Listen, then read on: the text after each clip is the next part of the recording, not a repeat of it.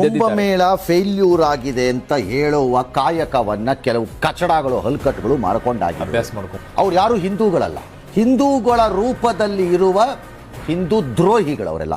ನಿಮಗೆ ಯಾಕೆ ಬೇಕು? ಬಾಯಿ ಮುಚ್ಕೊಂಡಿರಿ ನೀವು ಹೋಗಿ ಸ್ನಾನ ಮಾಡಬೇಡಿ. ಉಳಿದವ್ರು ಹೋಗೋರಿಗೆ ಬೇಡ. ನಿಮಗೆ ಕಪ್ಪಾಗಬೇಕು. ಬಿಜೆಪಿಯನ್ನ ಬೈಯುವ ಆತುರದಲ್ಲಿ ಅದೇನ ಅವಮ್ಮನ ಹೆಸರೇನು? ಮಮತಾ ಬ್ಯಾನರ್ಜಿ. ಮಮತಾ ಬ್ಯಾನರ್ಜಿ.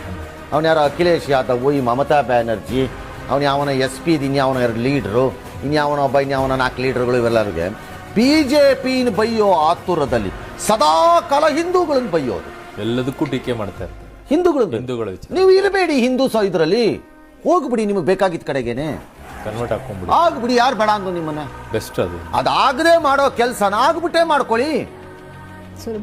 ನಮ್ಮನ್ನ ಯಾಕೆ ಬೈಬೇಕು? ನೀವು ಬಿಜೆಪಿ ಬೈಕಳಿ. ಇದೇನಾಗಿದೆ, ಬಿಜೆಪಿನ ಬೈಬೇಕು, ಯೋಗಿನ್ ಬೈಬೇಕು, ಕುಂಭಮೇಳನ ಅವ್ರ ಮೂಲಕ ಬೈಯಕ್ಕೆ ನಮ್ಮನ್ನು ಬೈತಾ ಹೋಗೋದು. ನೀನ್ ಯಾವನ ಹೇಳಕ್ಕೆ ಬಾಯ್ ಮುಚ್ಕೊಂಡು ಕೂತ್ಕೊಳ್ಬೇಕು. ಜನ ಹಿಂದೂಗಳು ತಾಳ್ಮೆಯಿಂದಿದ್ದೀರಿ, ತಪ್ಪದು.